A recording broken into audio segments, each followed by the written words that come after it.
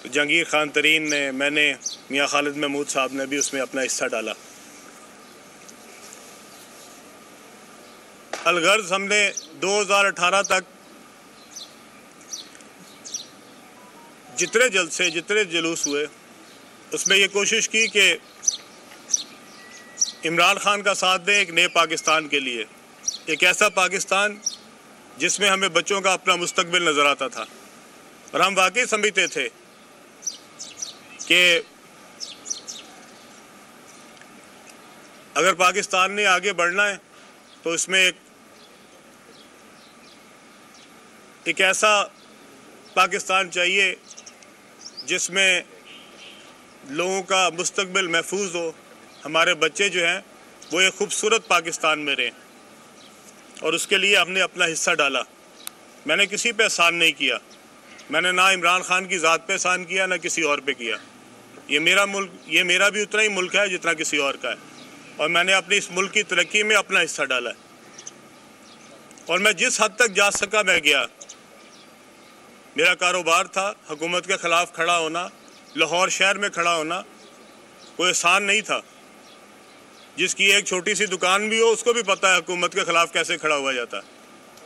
लेकिन मेरे अंदर एक जज्बा था कि नहीं, मैंने अपने इस मुल्क के लिए कुछ करना है, जिस मुल्क ने मुझे सब कुछ दिया है। अगर आज अलीम खान की कोई वैल्यू है, कोई शनाख्त है, तो इस मुल्क की वजह से। और जिस मुल्क ने मुझे सब कुछ दिया है, मुझे इज़्ज़त दी है, मुझे शोहरत दी है, और जिस परवरदिगार ने मेरे पे करम किया, मेरा भी हिस्सा बनता है कि मैं नए पाकिस्तान में अपना हिस्सा डालूँ। और उसके लिए मैंने दिन रात मेहनत की, कोशिश की। धरना था, 126 दिन मैं वहाँ पे रहा। एक दिन हमने किस तरह गुजारा, मैं वहाँ पे डीजल डलवाने, सफाई करवाने, पानी पहुँचाने, खाना पहुँचाने की जिम्मेदारियाँ भी खुद देता रहा हूँ। आज जब मैं लोगों को सुनता हूँ कहते हैं अलीम खान ने गद्दारी की पीटीआई के साथ, मैं उनसे पूछना चाहता हूँ जितना साथ अलीम खान ने दिया इस पीटीआई का, इमरान खान का, कोई मेरे से आधी भी कुर्बानी देने वाला है तो मेरे सामने लेके आओ उसको। खान साहब, मैं आपको कहना चाहता हूँ, किसी ने अलीम खान से आधी भी कुर्बानी दी है अगर पूरी तहरीक इंसाफ में, उसका नाम लेके दिखाएं। आज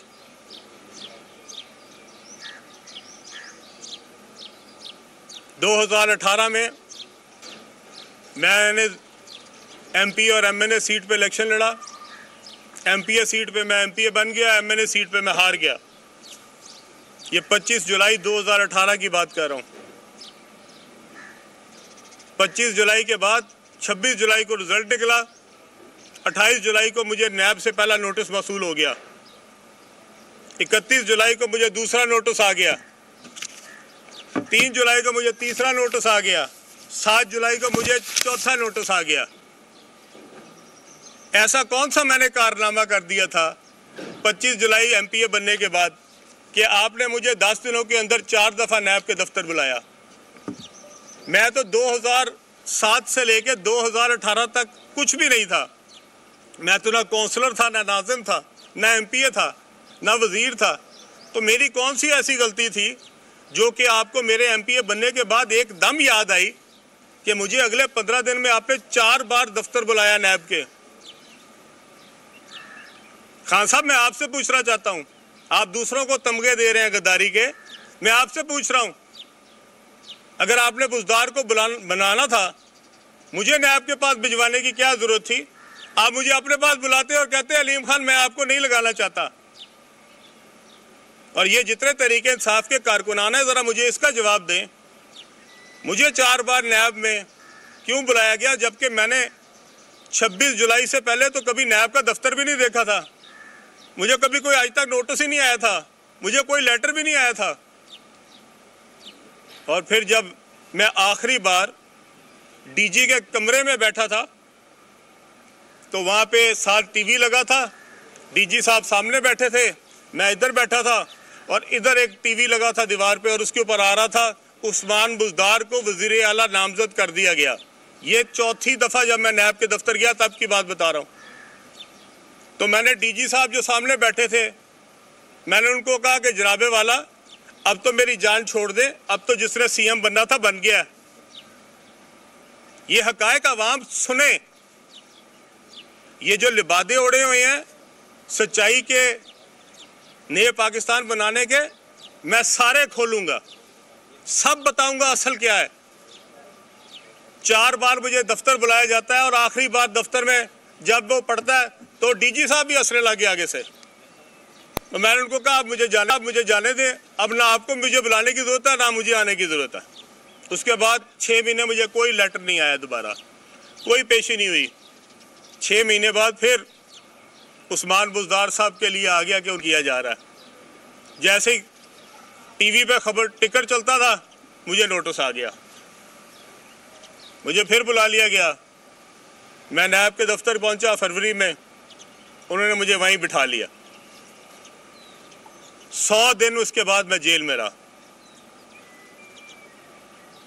मैं इमरान खान साहब से पूछना चाहता हूं, खान साहब वो करप्शन जो मैंने 6 महीने में की थी वो आप कौम के सामने लेके आए,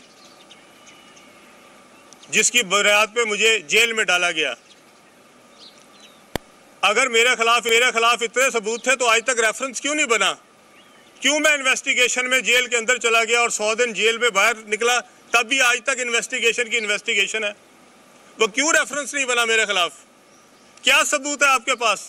लाएं कौम के सामने, दिखाएं कौम को कि ये अलीम खान की बेईमानियां थी, ये करप्शन थी, ये वजीर बना उसने ये मरात ली हैं, ये पैसे खाए हैं, ये रिश्वतें खाई हैं।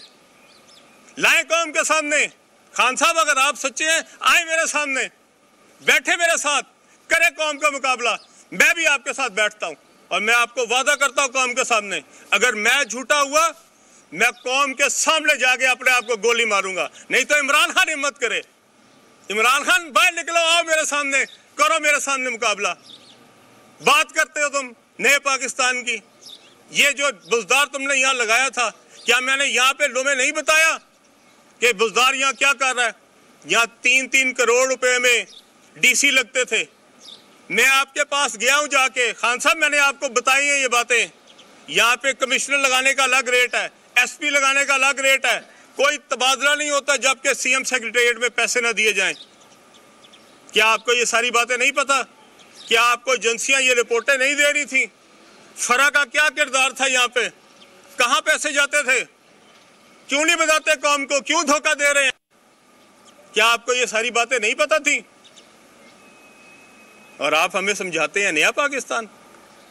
आज आपने परवेज इलाही को 183 मेंबरान है पीटीआई के पंजाब असेंबली में, 183 मेंबरान में से आपको कोई एक अपना साथी नजर नहीं आया, कोई एक कारकुन नजर नहीं आया, कोई एक शख्स इस काबिल नजर नहीं आया कि वो आप उसको कहे कि ये पीटीआई है और ये हमारा कायद होगा। आपने परवेज इलाही से सिर्फ 5 वोट एमएनए के लेने के लिए, वो परवेज इलाही जिसको कहते थे आप पंजाब का सबसे बड़ा डाकू है, वो परवेज इलाही, ये आपका नया पाकिस्तान, ये नए पाकिस्तान में आपने बुनियाद रखी, ये आप कौम को दिखा रहे हैं। सबसे बड़ा डाकू किसने कहा है? मैंने नहीं कहा कभी परवेज इलाही को सबसे बड़ा डाकू पंजाब का, ये जनाब ने कहा है। आप जिसको पंजाब का सबसे बड़ा डाकू कहते थे, आज आप उसकी जमात के सारे 183 वोट उसको डालना चाह रहे हैं और हमें कह रहे हैं कि हम गद्दार हैं, हम गद्दार हैं। परवेज इलाही को वोट डालना, हम गद्दार हैं। परवेज इलाही साहब को अगर वोट डालना था, खान साहब ये 26 साल की जो मूवमेंट है इसकी जरूरत क्या थी? परवेज इलाही साहब तो पिछले 40 साल से हुकूमतें कर रहे हैं, उन्हीं के साथ मिल जाना था। आखिर में अगर परवेज इलाही के 5 वोटों के लिए सब किया, और उसमें से मैं सलाम पेश करता चौधरी शुजात हुसैन को, उसका बेटा जो एक मुहब्बे वतन बाप का और एक सच्चे बाप का बेटा है, उसने जाके अपोजिशन के साथ खड़ा हुआ। उसको भी कहे गद्दार, कौन ना गद्दार चीमे को भी। हम तो गद्दार बन गए तो आपको जिसने वोट नहीं डाला, के चीमे ने पैसे ले लिए, के सालिक ने पैसे ले लिए, हिम्मत करो आज जो आपने यहाँ पे बाजार लगाया हुआ मोनोसलाई ने, जिसपे 5-5, 6-6 करोड़ रुपए की बोलियां दी जा रही हैं, मैं चैलेंज करता हूँ यहाँ पे कम से कम 50 बंदे ऐसे हैं जिनको वहाँ पे ऑफर आई हैं, और वो जो वहाँ पे कर रहे हैं, आप कह रहे हैं लोगों ने बिकना है। अलीम खान पे लगाओ इल्जाम के इसमें पैसे ले लिए, कोई लगाए तो सही। कितना अफसोस की बात है कि आपके साथ जब आप गालियां देते थे परवेज इलाही को, तो वो पाकिस्तान का सबसे बड़ा डाकू था, और आज आपके साथ मिल गया तो वो नए पाकिस्तान की बुनियाद रख रहा पंजाब में। अब नया पाकिस्तान जो है वो परवेज इलाही साहब बनाएंगे। अफसोस होता है मुझे आपके ऊपर, और अफसोस होता है उन लोगों के ऊपर जिनको कोई असलियत का, हकीकत का पता ही नहीं है। दिल दुखता है। हम भी इस जज्बे के तहत इस पीटीआई में आए थे। मैंने 2010 से लेकर 2018 का बड़ा मुश्किल वक्त निकाला है, खड़ा रहा हूं, पीटीआई के साथ एक एक दिन गुजारा किया है। यहाँ पे सबसे ज्यादा अगर किसी को टारगेट बनाया गया तो वो अलीम खान था पंजाब में। मैं एक दिन भी पीछे नहीं हटा। आज आप कहते हैं परवेज इलाही को वोट नहीं डाल रहा, ये गद्दार हो गया। ये परवेज इलाही के मैंने आपको मिन्नतें करके कहा था कि परवेज इलाही के साथ वहां पे सीट एडजस्टमेंट कर दें अगर पीटीआई ने वहां पे गुजरात में सीटें जीतनी। मैं था जिसने कहा था आप सीट एडजस्टमेंट करें। खान साहब आप तो उस दिन मुझे जो बातें कहते थे, यहां बताऊं कौम को परवेज इलाही के बारे में क्या कहते थे, कैसे बदलते हैं। यही तो वो फर्क था जिसके लिए हम पीटीआई में आए थे। और अगर 5 सीटों के लिए समझौते करने थे तो इतनी बड़ी तहरीक चलाने की जरूरत क्या थी। 5 सीटें थी उनके पास, उसमें से भी 2 लोग आपको वोट नहीं डाल रहे, तो 3 वोटों के लिए आपने ये सब कुछ किया। आज आपके पास अक्सरियत नहीं, आप कहते हैं इंटरनेशनल साजिश हो गई। आज आप मेरी तस्वीर लगा लगा कहते हैं ये अमेरिकन एम्बेसडर को मिल रहा है। खान साहब, मैं अमेरिकन एम्बेसडर को आपके घर मिला था आपके साथ, तो क्या कहूं, आज आप भी गद्दार थे, अमेरिकन एम्बेसडर को मिले। और मैं तो कोरिया के सफीर को भी मिलता हूं, मैं तो ऑस्ट्रेलियन सफीर को भी मिला हूं, मैं तो जो सऊदी सफीर है उसको भी मिलता हूं, मैं यूएई के सफीर को भी मिलता हूं। तो क्या ये गद्दार है सारे? और जब आप मिलते हैं, जब आप अपोजिशन में थे, क्या आप अमेरिकन एम्बेसडर को नहीं मिलते थे? क्या आप